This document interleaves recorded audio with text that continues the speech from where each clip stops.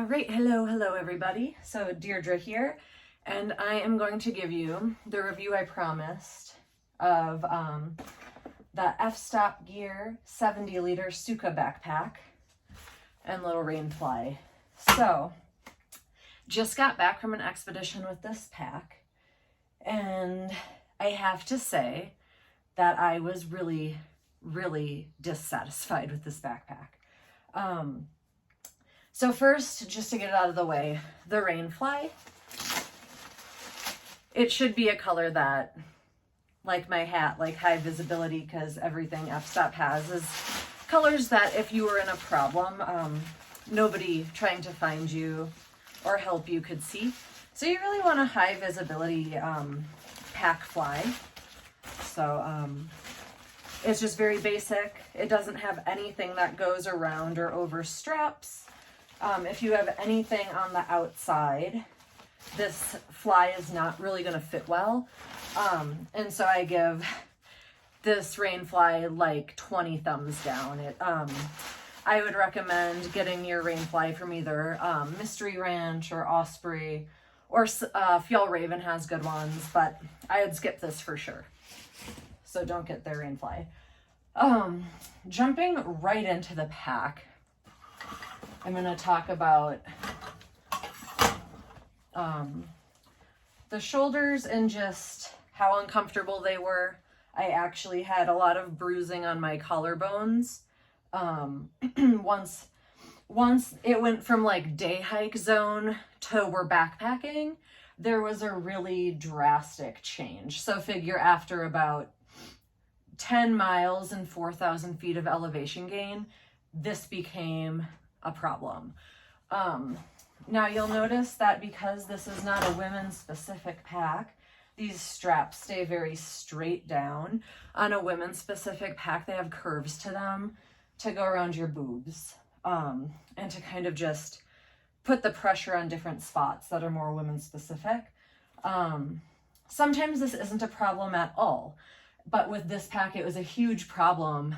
And I might even still have some bruising. It's been a few days, but my collarbones were rotten after wearing this for 4 days. And it was not loaded past its max carrying weight. I had this pack loaded with about 50 pounds, and it can hold more than that. So the weight should not have been a problem for creating pain. These load lifters, having a bit of a gear catastrophe here. These load lifters for my body, I'm about 5'6", and I wear, in most backpacks with sizing, I would wear like a torso size medium. These did not lift high enough for me, and that they couldn't have because of the shape of the backpack. But so the backpack always ended up riding funky on my shoulders because I just needed about an inch more that I could pull to kind of give this a good boost. And so just in general, I think my shoulders were managing more weight than they needed to. And that being said, the hip belt felt great until the very fourth day of our time. My hips started getting a little bit bruised, but I would kind of expect that with any pack, that you just like are going to get a little roughness depending on what you're doing. But a major flaw in these is that they have no pocket, and I feel like that's just inexcusable at this point in backpack making. I know that they make attachments you can get, but to not have big hip pockets is really stupid. So when you're going to pay $400 for a backpack, it ought to come with pockets on the hip belt. And the way that the webbing is, there's 2 little loops here, and like 2 1/4 here. They go at funky angles. And so I have 2 little, I think they're called Forager pockets made by Mystery Ranch that I use for my big Terraframe backpack. And I thought I could use them on this. And I did use them on it, but they like fit really funky, and the pocket was left really scrunched. So it didn't really do the best it could do. There's little like goofy stretch pockets kind of way in the back of the hip belt, and they I was trying to just use those for like a little trash, and the trash just always fell out of them. So those pockets are pointless. One thing that I will say about like the webbing and the straps in general, I had to have John tighten my straps for me because when the pack was on me, I couldn't figure out what the problem was here. But when it had that much weight in it, I was unable to pull it to tighten it myself. And that was easier with the hip belt. But with the shoulder straps and the load lifters, it was nearly impossible the whole entire time. And that's weird. I've literally never had that be a problem. So I don't quite understand that one, if I'm being honest. Couldn't ever quite figure out why these exist. It would be nice if it was just a pocket, but it's like to funnel your hydration straw through, but I don't think that if this pack is loaded, having a water bladder in there makes any sense whatsoever because it's so cramped. These little attachment points, they could just be nylon. There's no reason that they're metal. And actually, I had my Garmin strapped to these, and it just makes a constant metal on metal noise walking through the woods. And so if you're a photographer, that's really annoying, especially if you're a wildlife photographer like I am. So I did not like that and ended up putting my Garmin kind of up here. So yeah, so that's about the straps of the pack. I was like very, very sad by this whole situation. It's all thoughtful, but it's not totally thought out in a practical way. And maybe it is for men, but for a woman's body, it did not feel good at all. And also this back paneling, it's very thick foam, and this is the access to get into the camera cube if you have one in the back.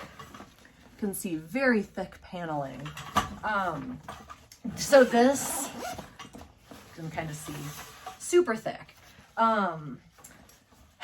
This is like having a full-on heater, like electric heater on your back.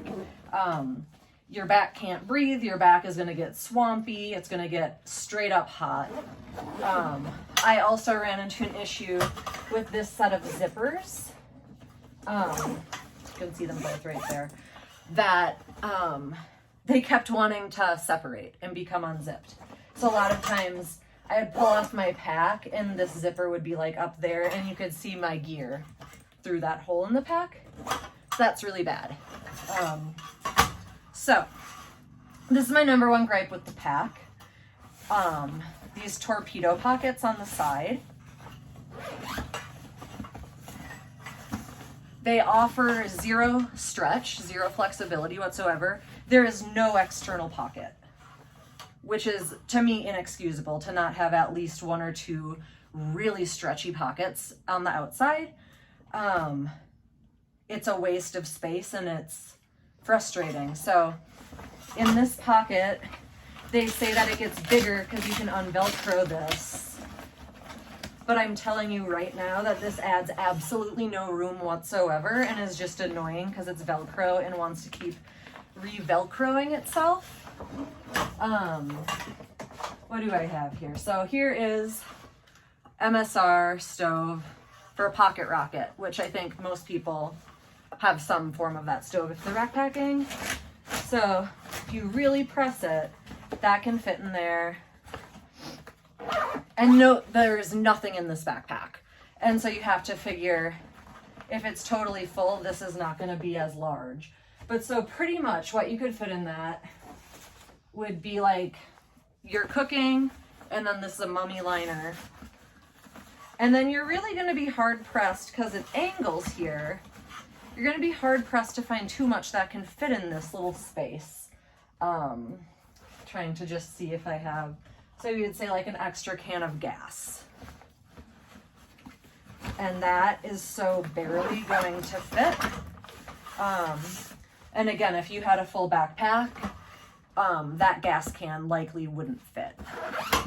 And so you're looking at having a bit of extra space. You have one of these on each side of the pack, but when the pack is totally full or you have a camera cube in there, very little can fit in those pockets, and the Velcro expansion doesn't help. So then you have this weird little zipper front pocket. And again, when the pack is totally full, 0 things will fit in there. But it's a good place for like an extra battery, extra memory cards, kind of something you would just need to grab. Again, the side is the same as the other side. The top lid is kind of just one piece of the pack. It's not like a true lid. And it has a little zip pocket and then this Velcro mesh pocket with a little key thing.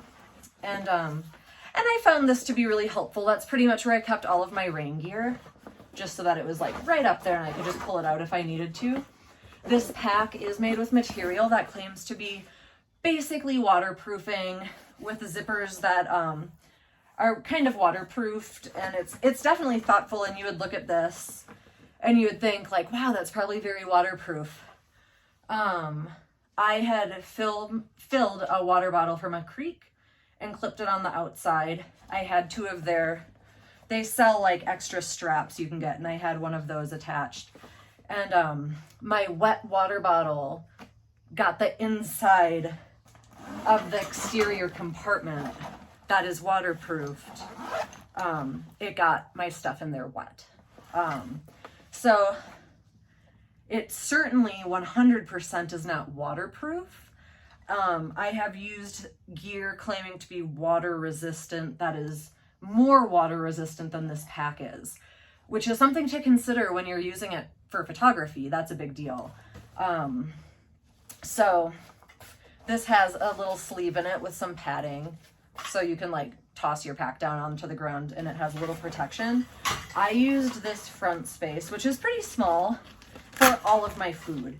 All my snacks. I think I maybe put a different little jacket in there just right at the top in case I needed to change my layers. I was pretty happy with this pocket in general. I did not love that such a minimal amount of wetness leaked inside of it. That was a surprise. And I was very happy that all my food was in a waterproof bag, because some of that new packaging that is used for backpacking food that like breaks down really easily and is nice and biodegradable, that stuff can get wet and then it leaks and it wrecks your food. So always put your food in something waterproof if you're concerned about that being an issue. So the main compartment, it has a little pocket up here. This is where I keep my first aid kit. This is where I kind of keep anything you just might need to grab quick, but it's not like you need to grab it in a second. That would go up on the top lid. There's also an attachment point, 2 attachment points really, for water bladders. And there's a sleeve that you could use for like a water bladder or an iPad or something. I would not trust this for carrying a water bladder. I would have a very hard time. This is what I'll say. This is probably a really nice pack for day hikes or incredibly minimal overnights, but it's sold as a backpacking backpack. And for that, I just don't think it's practical. The inside I like. The inside is just big and spacious. You can see here that that's how the interior opens up. And so I had one of their camera cubes in here, which fills not quite this whole space. I had a smaller one. And so I was able to like jam my clothing down the sides here and kind of surround the whole cube with my gear. And that's really nice. a lot of times with photography packs, what you have happen is that the cube takes up literally the whole width of the backpack. And I liked that that wasn't the case with this backpack. But space certainly fills up really fast in this backpack because of the way that the layout is, the lack of exterior stretch pockets, and the fact that because of the very burly material that they used, there is zero give to this backpack. So you're not gonna, this is not the pack where you can cram that one extra thing in by just like pushing really hard. That's not gonna happen in this backpack. That's gonna be troublesome for a lot of people, because a lot of times there's just that one thing, or if you don't pack absolutely perfectly, there's that one thing that just doesn't fit. And in this pack, you're not gonna get it to fit. This is that back panel. So it has a nice little zip pocket made of a very thin nylon. And then you have a lot of these guys, like daisy chains. I can think of a few things you would use them for, but on the interior of a pack, I can't fathom why you would need that many or what you would do with them. Especially, yeah, it just, that doesn't make a ton of sense to me. I mean, I'm sure you could Google pictures and see it like full of all these things, but how practical that really is, probably not that practical. I know I would never use those, and I test things a lot, so if I'm hard pressed to think of a use, I mean, I'm sure other people are too. So yeah, the Sukha 70 liter, to me, here's that sleeve. It leaves a lot to be desired, and I will be returning it. F-Stop Gear has a very nice return policy, and I think we're going to be putting that policy to the test. It's unconditional, I think 45-day return policy, and it makes it really unclear if the pack needs to still be brand new with tags, because there's no way that it can be an unconditional return policy if you've not actually tested out the pack. That is the stupidest kind of return policy you could possibly have. So I'm hoping that their customer service is really good, because I do plan to return this. I just was so displeased with this.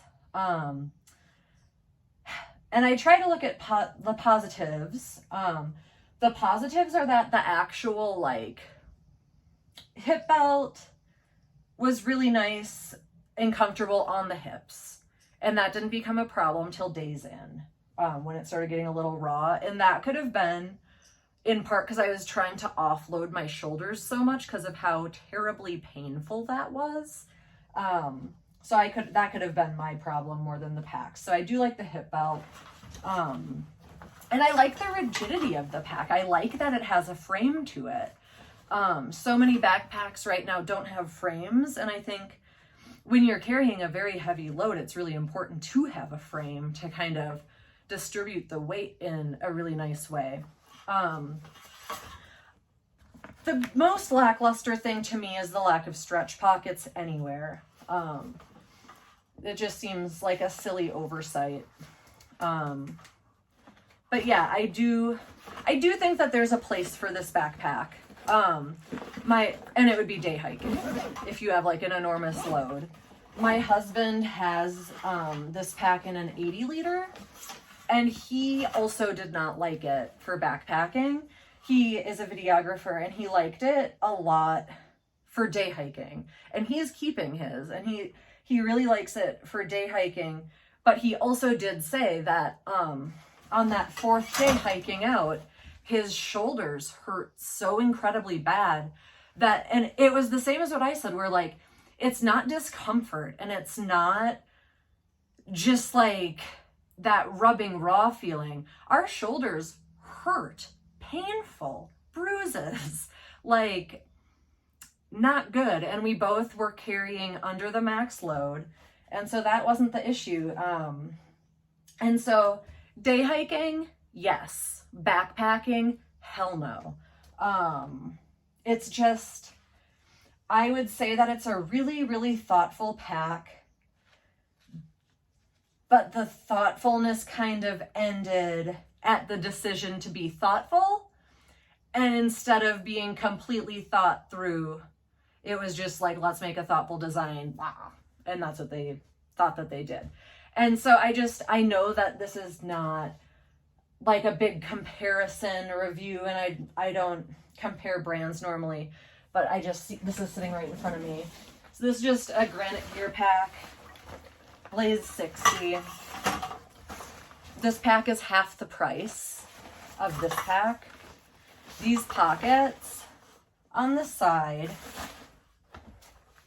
can fit a minimum of what I put into those torpedo pockets, and they're just regular pockets. This stretch pocket in the front could hold every single thing that front compartment could hold. And then you still have the full interior of the pack, and you have absolutely massive pockets on the hip belt. And no matter what company you're looking for to purchase from, it comes with pockets like that. And it drove me crazy that didn't exist on this backpack. So yeah. So this pack is going to be a, I don't know, I don't have a rating system here yet. We'll call it a 3 out of 10, like 1 being the worst, 10 being the best. I'll give it a 3 out of 10. This will be returned, and because it was just used once, I'm hoping they'll return it. If they won't return it, then I'm putting it up for sale, and that's kind of the end of that. So, F-Stop Gear Sukha 70 liter, and this little chintzy rainfly. I don't recommend them, and I'm gonna kind of say what I always say. If you are a photographer looking to go backpacking for any length of time over an overnight, and you have a lot of gear to bring, I recommend the Mystery Ranch TerraFrame series with something like an F-Stop Gear or Peak Design camera cube just put inside of it. And I think it's one of the most thoughtful line of backpacks on the market. It weighs a little bit more, but that is so worth it for the comfort that you get. So until I find a photography pack that can rival the Mystery Ranch TerraFrame, that is what I'm going to be sticking with.